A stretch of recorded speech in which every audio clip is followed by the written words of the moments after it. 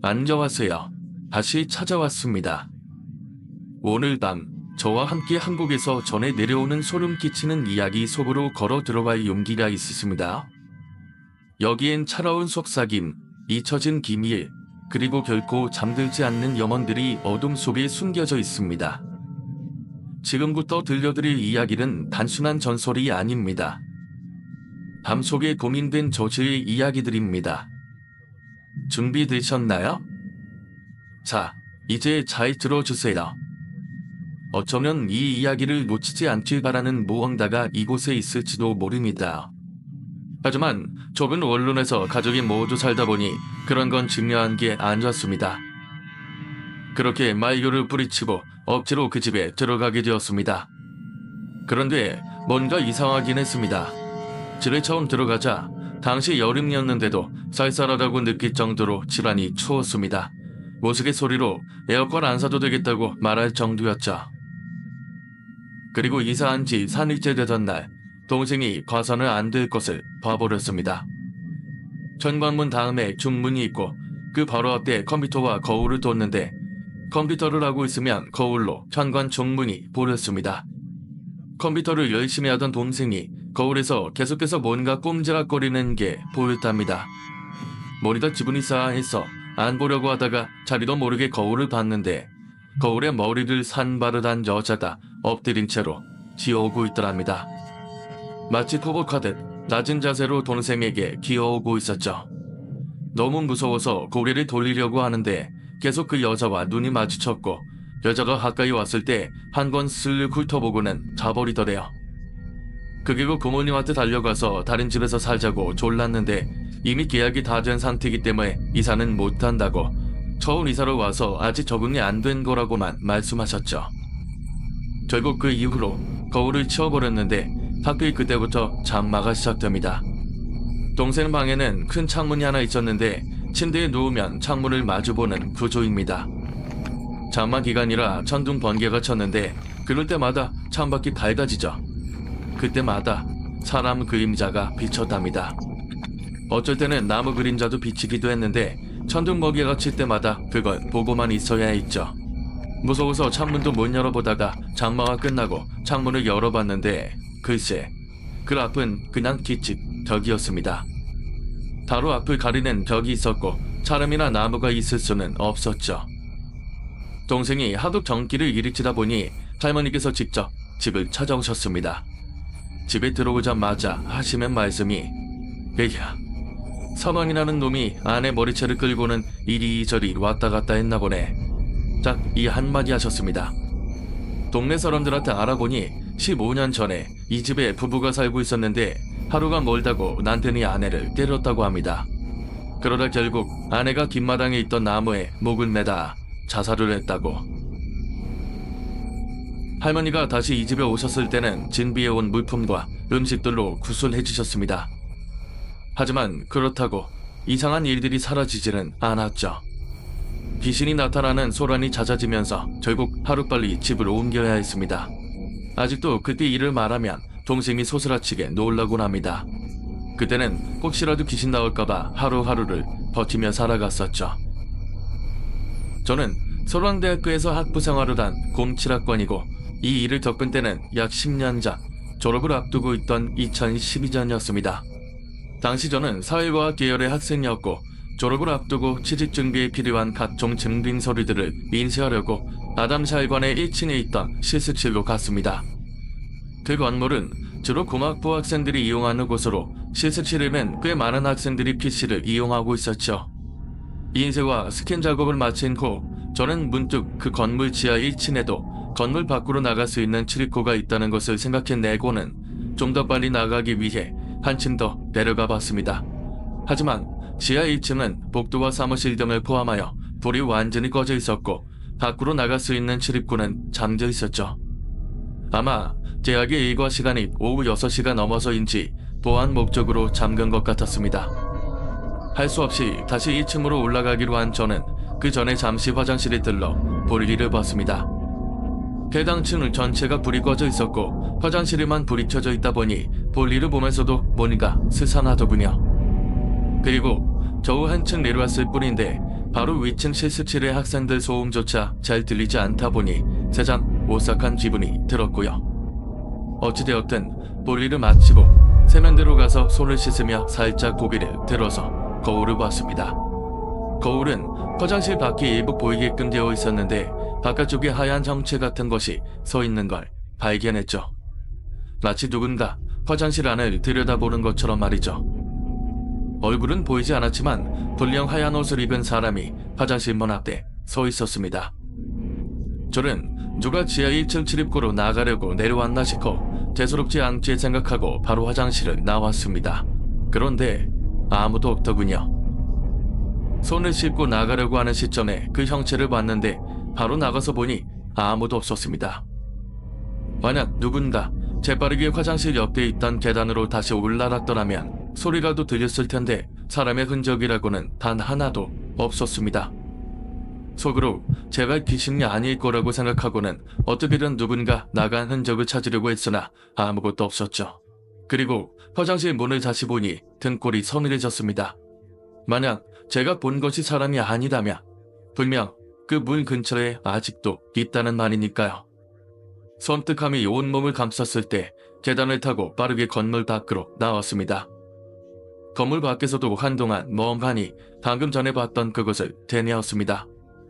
그 후로도 1층에 있던 실습실은 자주 이용했지만 혹시나 또다시 그것과 마주칠지 모른다는 생각에 지하 1층으로 가는 일은 없었습니다. 가끔 불이 다 꺼진 건물 안에 들어갈 일이 생기곤 합니다. 그럴 때마다 누군가 나를 지켜보고 있는 느낌이 들거나 봐서는 안 될 것들이 보이는 일도 있죠. 저도 초등학생 때 학교에서 1박 2일을 자는 깃들 야영을 한 적이 있었는데요. 밤에 화장실을 갔다가 옆반에서 사람이 움직이는 듯한 걸 보고는 소리를 질렀던 적이 있습니다. 그런 원정에서는 더욱 무섭고 길잡이들이 때문에 더욱이 민감하게 반응했던 거겠죠. 서강대학교의 두 번째 리담은 약간 지휘합니다. 서강대에는 롤롤라라고 하는 도서관이 있다고 합니다. 그런데 이 도서관 2관 건물 5층에서 6층으로 올라가는 계단에 이상한 그림이 있다고 하죠. 그림이 여자의 팔, 다리, 머리가 토막난 것처럼 묘사되어 있어서 기괴한 느낌을 준다고 합니다. 학생들의 반응을 보면 그림이 움직이는 것을 본 사람이 있다고 하다. 토막낸 사람을 연상케 해 여기를 지날 때 항상 엘리베이터를 탄다 등 보는 것만으로도 섬뜩하다는 의견들이 있습니다. 여기서 조금 이상한 괴담이 만들어졌는데요. 연쇄살인마 유영철이 살인 후 훼손한 시체를 서강대 뒤편에 있는 노구산에 묻었다고 합니다. 수백 개의 조각으로 자른 시체를 묻었던 걸 경찰들이 찾아냈었죠. 그런데 이 그림이 이 사건과 관련이 있다는 대담이 한때 학교에 퍼졌다고 합니다. 첫 번째, 계단에서 쳐다보는 귀신. 기운자는 총 4대대까지 있는데 그중 3대대에서 자주 출몰하여 유명한 귀신입니다. 3대대 건물은 일직선으로 되어 있는 구조인데 밤에 불침번에 설 때면 중앙계단 쪽에서 길게 늘어선 복도를 보고 있어야 하죠. 그런데 근무를 서고 있으면 중앙계단에서 방탄모를 쓴 귀신이 이쪽을 보고 있다고 합니다. 가까이 가면 아무도 없는데 실제로 이 귀신을 본 병사들이 많다고 하고 이 일로 이상한 병사가 있다면서 당직 서관실을 찾는 병사들도 많다고 합니다. 보일러 귀신. 3대대에는 보일러실이 지하실에 있는데 워낙 어둡고 수산해서 어느 날 조교가 훈련병 하나를 불러 같이 보일러실에 내려갔습니다. 일을 마무리하고 보일러실 문을 닫으려고 하는데 같이 온 훈련병이 조교님, 아직 훈련병 하나가 안 나왔습니다. 라고 말합니다. 훈련병의 말에 따르면 애초에 보일러실 안에 자신을 포함해 훈련병 2명 있었고 나머지 1명은 아직 보일러실에 있다고 하는 거였죠. 불량 조교와 훈련병 하나만 들어갔는데 말입니다. 거울 귀신. 옛날에 3대대 중앙에 큰 거울 하나가 있었는데 보통 제식 연습이나 용모 단정을 위해 많이들 거울을 사용했죠. 그런데 어느 순간부터 이 거울에서 귀신을 봤다는 훈련병들이 생깁니다. 그들의 목격담에 따르면 분할을 한쪽만 쉬는 병사가 거울 안에서 자신을 봤다고 주장하는데요. 이 귀신을 봤다는 병사들이 많아지면서 3동 2층 자체를 퇴소했다는 일까지 발생했다는 설이 있습니다. 좌우로 밀착 귀신. 조교들이 건물 순찰을 돌고 있다가 갑자기 복도에서 왈전군장을 한 병사 하나를 발견합니다. 이 시간에 병사가 있을 리가 없어서 멀리서 그걸 멍하니 보고 있는데 갑자기 그 병사다. 좌우로 밀착이라고 말하면서 벽으로 사라진다고 합니다. 원래 좌우로 밀착이라고 말하며 길을 터주는 것을 뜻하는데 그 귀신은 벽 속으로 사라진다는 거죠. 용무 신청하는 귀신. 훈련병들이 입소를 한 뒤 시간이 좀 지나면 용무 신청법을 배웁니다. 조교에게 용무를 신청하는 건데 저녁에 누군가 문을 두드리고 용무를 신청하죠. 넌 알겠다 라고 문을 열어주려고 하는데 가만 생각해보니까 아직 훈련병들에게 용무 신청하는 방법을 알려지지 않았던 겁니다. 그 방법은 조교들 외에는 알지 못하는 상황인데 혹시 몰라서 문을 열어보면 문 앞에는 아무도 없답니다. 이걸 가지고 유구생이 아니냐는 말도 많았지만 아무리 유구생이어도 그건 장난을 치는 사람은 없다는 거죠. 명찰을 찾는 귀신. 조교에게 용무를 신청한 훈련병 쪽 자신이 명찰을 잃어버렸다고 찾아달라고 말을 합니다. 조교가 이 병사의 명찰을 아무리 찾으려고 해도 명찰을 발견할 수가 없었는데 이 때문에 다시 병사를 찾아가며 그 병사는 부대에 없는 사람이 돼요. 이름도 잊어버리고 그 병사의 얼굴을 기억해서 아무리 돌아다녀 봐도 그 어디에도 그 병사는 없다고 합니다. 완전 군장 귀신. 마렘 부대에 있는 완전 군장 귀신은 지훈단에도 있습니다. 훈련병 중 하나가 자살을 했는데 그 유품을 모두 연경장에서 태웠다고 하죠. 하지만 군화 한 짝은 미처 태우지 못했다고 합니다. 그 일이 있고 나서부터 계속해서 완전 군장 귀신이 나타나는데 자세히 보면 군화를 한 짝만 신고 있다는 겁니다. 실제로 이 귀신을 봤다는 사람이 그렇게 많다고 하죠. 안녕하세요, 공포학과 M기수님. 저는 내년에 23살이 되는 대학생 남자입니다. 사실 제가 공포와는 거리가 멀기 때문에 무서운 이야기를 잘 안 좋아하는데 유튜브 알고리즘으로 이 채널을 알게 되었고 저희 고민을 말씀드리고자 합니다. 일단 저는 한평생 귀신은 없다고 믿어왔었고 그와 관련된 이야기는 쳐다보지도 않습니다. 하지만 최근 따라다니는 귀신 때문에 미쳐버리기 직전이어서 이렇게 글을 씁니다. 저는 남들보다 군대를 조금 일찍 가서 올 초에 전역하고 복학을 했습니다. 본가와 멀리 떨어진 대학교를 다니고 있어서 다시 자취방을 구하게 되었는데 예전에 살던 곳은 이미 담이 차 있어서 새로운 장소에 자리를 잡았죠. 코로나 때문에 학교를 다니는 것 같지도 않았지만 시간이 나는 만큼 알바도 하고 친구들과 한적한 여행지로 놀러 다니기도 했죠. 그날도 평소처럼 알바를 끝내고 집에 와서 폰을 하다가 잠을 잤습니다. 그리고 난생 처음 자위에 누리게 되었죠. 갑자기 몸이 안 움직이기 시작하더니 차방의 진동소리 같은 게 오히려 커지다 어느 순간 눈이 떠졌습니다. 처음 가위에 눌리다 보니 그저 어안이 벙벙할 뿐이었죠. 요새 너무 싸돌아다니다 보니 피곤했나 보다 그냥 넘겨 짚었습니다. 그리고 며칠 뒤 샤워를 마치고 잠을 청하는데 왜 설잠 든다는 거 아시죠? 저는 가끔 설잠에 들 때가 있는데 분명 폰 충전을 했는데 다시 보니 충전이 안 되어 있다거나 갑자기 발기질을 하는 그런 경험을 합니다. 그날도 현실인지 꿈인지 구분이 안 되는 상황에 처했죠. 설잠에 들어도 보통은 바로 잠에 빠져야 하는데 그날은 이상하게도 그 상황이 지속되었습니다. 그렇게 멍하니 눈만 떼고 있는데 누군가 현관문 문고리를 움직이기 시작했습니다. 자취방이 원룸이라 침대에 누워있으면 현관문이 바로 보이는데 누군가 문고리를 왔다 갔다 움직이더니 이내 현관문이 열렸습니다. 말 그대로 마치 발로 차서 여는 것처럼 살짝 열렸죠. 이게 뭐지 싶었지만 생각할 겨를도 없이 웬 여자가 순식간에 단 안으로 들어왔습니다. 여자의 생김새는 영화처럼 무서운 얼굴이 아니었고 길 가다가 쉽게 볼 수 있는 평범한 사람이었죠. 그 여자는 방에 들어오자마자 얼굴을 제 앞에 가까이 들이밀고는 시익하고 웃었습니다. 너무 놀라서 어버버하다가 기적을 했는지 꿈에서 깼는지 눈을 떠보니 현관문은 닫혀 있었고 그 여자는 방 안에 없었습니다. 이날을 기점으로 그 여자가 계속해서 제 앞에 나타나기 시작했습니다. 엄청 무서운 모습은 아니지만 꿈에서도 나오고 자다가 눈을 뜨면 화장실 안에 서서 투명 유리로 저를 보고 있다거나 낮에 온라인 강의를 듣고 있을 때도 길을 보면 흐릿하게 보일 때도 있습니다. 심지어 친구 집에 놀러 갈 때도 친구 집 근처에서 본 적도 있습니다. 아마 저더러 미친놈이라고 하실 수도 있습니다. 하지만 앞서 말씀드린 것처럼 저는 귀신이라는 거리가 먼 사람입니다. 제 주변에 무당도 없고 살면서 귀신을 본 적도 없습니다. 그런 저에게 계속해서 이 귀신이 나타나는데 정말 미쳐버릴 것 같습니다. 인터넷을 찾아보니 귀신이 따라다니거나 빙의가 됐을 수도 있다고 하는데 귀신을 얼마나 곳은 당연히 가본 적도 없습니다. 하다못해 중고 물품을 사거나 주워온 적도 없죠. 그 여자가 나타날 때마다 너무 놀라서 소리를 지를 때도 많은데 언제 나올지 모른다는 생각에 스트레스를 받아서 그런지 가마 주변에 머리가 다 빠졌습니다. 담배도 안 태우고 술도 잘 못 마시는 데다가 유전적으로 탈모도 없는데 이것 때문에 병원에 갔다가 스트레스가 심해서 탈모가 온 거라고 하더군요. 집 밖에서도 계속해서 나타나기 때문에 집으로 옮길 수도 없고 그렇다고 동네에 있는 보살집에 갈 수도 없는 노릇입니다.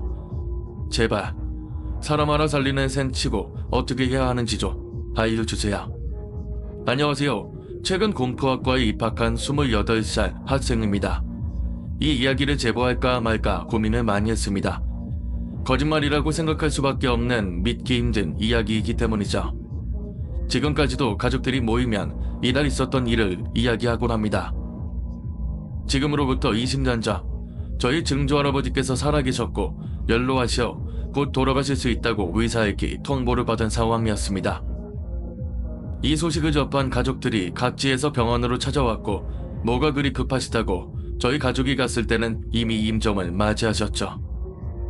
이례적으로 장례식장이 아닌 마당이 있는 큰 집에서 증조할아버지의 장례식을 치렀는데 별안간 정말 말도 안 되는 일이 벌어졌습니다.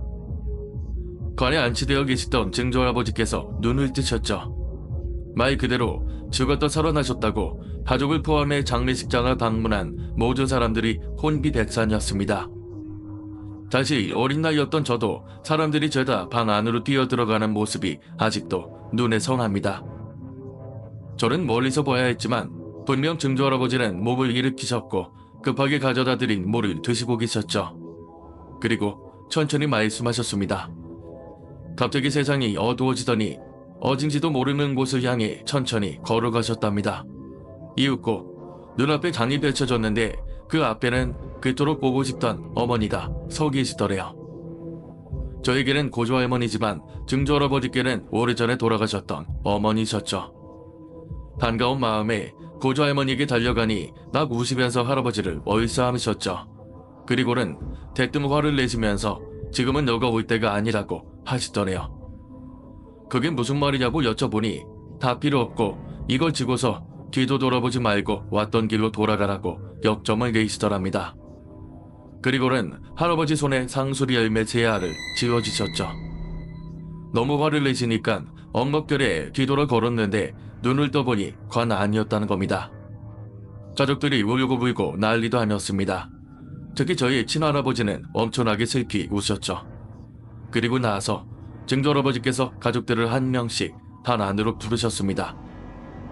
그동안 못다 했던 이야기를 하시기도 했고 부모에게는 어떻게 살아라, 아버지에게는 선산 어떻게 해달라 등등 챙지를 하고 싶으셨던 이야기를 모든 친지에게 하셨습니다. 참 신기하게도 할아버지께서는 평소보다 더 건강해지셨고 그날 하루에도 몇 끼를 드셨죠. 그 다음 날에도 식사를 굉장히 많이 하셨는데 챙지를 좋아하셨던 음식들을 나르느라 다들 고생했죠. 그런데 증조할아버지는 깨어나신 지 정확히 3일 뒤에 방에서 주무시다가 돌연 돌아가셨습니다. 마치 몇 년이라도 건강하게 사실 것 같았지만 애석하게도 돌아가셨죠. 집으로 돌아갔던 가족들은 또다시 큰 집으로 몰렸고 그렇게 꾸는지 셋인지도 모를 나날들이 지나갔습니다. 시신을 안치하고 다같이 밥을 먹는 자리에서 아버지께서 말씀하셨습니다. 할머니께서 주신 그 상수리로 이렇게 오늘 밤의 이야기는 마무리되었습니다. 하지만 정말로 끝일까요? 아니면 아직 밝혀지지 않은 비밀들이 어둠 속에 숨어 기다리고 있을까요? 이 이야기가 소름 끼쳤다면 좋아요와 공유 그리고 여러분의 생각을 댓글로 남겨주세요. 그리고 한국의 어둠 채널을 구독하셔서 앞으로 더 많은 소름 끼치는 이야기를 놓치지 마세요. 끝까지 함께해 주셔서 감사합니다. 다음에 더 무서운 이야기로 다시 찾아뵙겠습니다.